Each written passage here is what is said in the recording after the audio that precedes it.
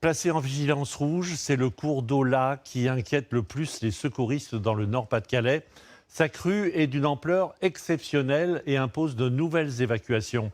La sécurité civile est venue soutenir les pompiers pour aider les habitants épuisés. À Arc, Marion Fiat et Pierre Humet ont pu embarquer avec eux. Allez. Ok. C'est bon, monsieur? Ce sont des évacuations particulièrement délicates. La santé de ce retraité est fragile et il faut le transporter le plus délicatement possible avec son épouse pour le mettre en sécurité. Ça peut pas être pire, hein. On va rester à la maison, il y a l'angoisse, il y a tout. Hein. Et après, il y a les dégâts, on n'a plus rien. Par là. Parce que on va passer sur les barrières sinon. Là, l'eau, elle a monté, je crois. Bah oui, l'eau, elle a monté là. Parce que j'en avais pas. J'en avais pas autant. À certains endroits, l'eau monte très haut et ça rend les secours encore plus difficiles. La difficulté, oui, c'est de pouvoir mettre les bateaux à l'eau sans endommager le matériel. Si vous voulez, il y a l'hélice qui est sous le bateau qui va, au moment de la mise à l'eau, va taper sur le bitume. C'est pour cette raison que la sécurité civile a été mobilisée dès hier soir.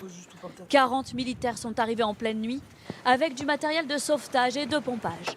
Le but, soulager les pompiers et la population, éreintée par cette énième crue.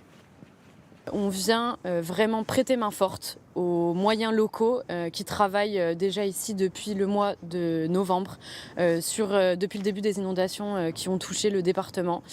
Donc nous, on vient ajouter une plus-value en termes de matériel et de personnel afin de compléter leur dispositif.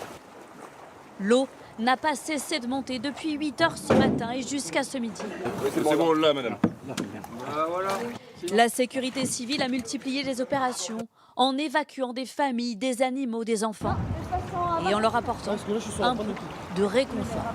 Le but c'est de les rassurer également parce que les personnes sont quand même sinistrées et perdent beaucoup de choses. Du coup on est quand même là pour les rassurer et pouvoir les réconforter derrière. C'est un peu, on est être humain avant tout. L'eau continue encore de monter et les mégapompes de la sécurité civile seront actionnées dans les heures qui viennent. Pour faire face à cette montée des eaux impressionnante, comme on vient de le voir, des communes ont mis en place des aménagements anti-crues, mais les sols sont saturés, l'eau n'arrive pas à redescendre. Quelle solution peut-on envisager à l'avenir? À Blandec, Ignacio Barnassin, Manon Debu et Charlie Zerman. Vue du ciel, Blandec est une ville noyée. Il est presque impossible de voir le sol. Notre équipe a tourné ces images ce matin depuis un hélicoptère. Il y a urgence. Des quartiers entiers sont inondés, des rues transformées en torrents. Préparez-vous, on va appeler les pompiers, nous.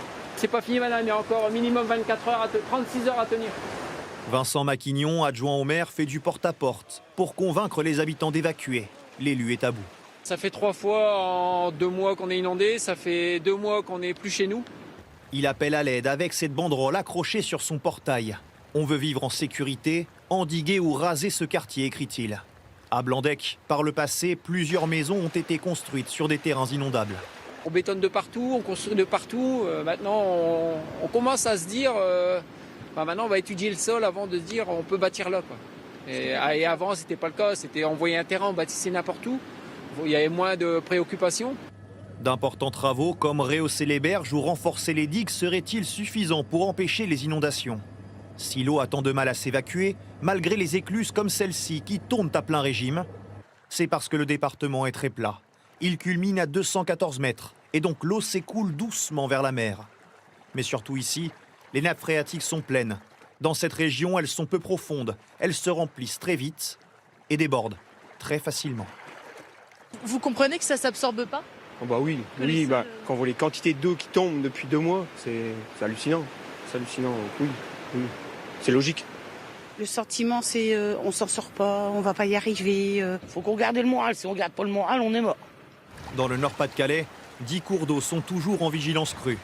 La région a promis d'investir dans d'importants travaux et pourquoi pas s'inspirer de nos voisins comme les Pays-Bas, souvent présentés comme un modèle d'adaptation à la montée des eaux.